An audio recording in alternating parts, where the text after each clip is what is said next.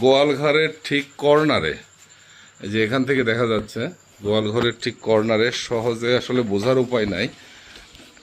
এই এই কর্নারের এই রুমটা আপনারা দেখতে পাচ্ছেন। এই যে এইদিকেও একটা গেট আছে, দুই গেটে ভিতর থেকে লাগান ছিল। আর এই যে এই রুমটাতে বসে তারা এই ইমো, হোয়াটসঅ্যাপ হ্যাকিং।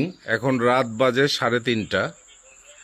আমরা নাটোরের লালপুর থানা পুলিশ গোপন তথ্যের ভিত্তিতে আমরা এসেছি বিলমারিয়া ইউনিয়নের মহারাজপুর নতুনপাড়া গ্রামের জনৈক নমিরের বাড়িতে। তো এখানেই আসার পরে আমরা বাড়ি চতুর্দিক থেকে ঘিরে ফেলি, এবং ঘিরে ফেলার পর আমরা এই বাড়িতে প্রবেশ করি। এবং প্রবেশ করার পরে এই যে আপনারা দেখতে পাচ্ছেন, এখানে আমাদের লালপুর থানা পুলিশের অভিযানে 4 জনকে আমরা আটক করেছি। এই 4 জন এই বাড়ির মধ্যে একটা গোপন ঘর আছে, যে ঘরে বসে তারা মাদক সেবন এবং হ্যাকিংয়ের কাজ, ইমো, হোয়াটসঅ্যাপ হ্যাকিং ও প্রতারণার কাজ করতেছিলেন।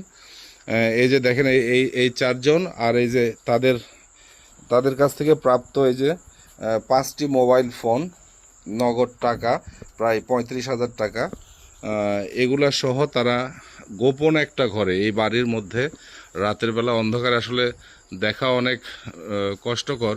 এই যে আমরা কিছুটা দেখাচ্ছি, দেখেন। আসলে এটা একটা গোয়াল ঘর। এই যে গোয়াল ঘরে দেখতে পাচ্ছেন এই যে গরু আছে।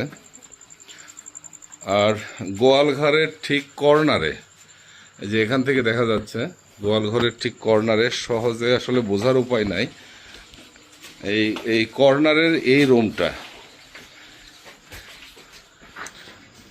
আপনারা দেখতে পাচ্ছেন। এই যে এইদিকেও একটা গেট আছে, দুই গেটে ভিতর থেকে লাগান ছিল। আর এই যে এই রুমটাতে বসে তারা এই ইমো, হোয়াটসঅ্যাপ হ্যাকিং এই কাজগুলো করতেছিল, প্রতারণার কাজগুলো করতেছিল। রুমটা ছোট্ট একটা রুম। এই রুম দেখেন, এসি লাগানো আছে। আসলে আমরা যখন বাহির থেকে আসলে বোঝার উপায় নাই, এই রুমটা হচ্ছে গোয়াল ঘরের সাথে লাগানো। আর এই রুমে বসে তারা এই প্রতারণা, ইমো, হোয়াটসঅ্যাপ হ্যাকিং প্রতারণার কাজ করে থাকে। তো আমরা দরজা, আসলে এই যে গোয়াল ঘরের যে দরজা আছে, এই দরজা এক প্রকার ভেঙ্গে এই গোয়াল ঘরের ভিতর ঢুকে তারপরে এই রুমটাতে আমরা এসেছি। এসির মধ্যে বসে তারা এই ইমো, হোয়াটসঅ্যাপ হ্যাকিং প্রতারণার কাজগুলো করে থাকে। আমরা 4 জনকে এখান থেকে গ্রেপ্তার করে নিয়ে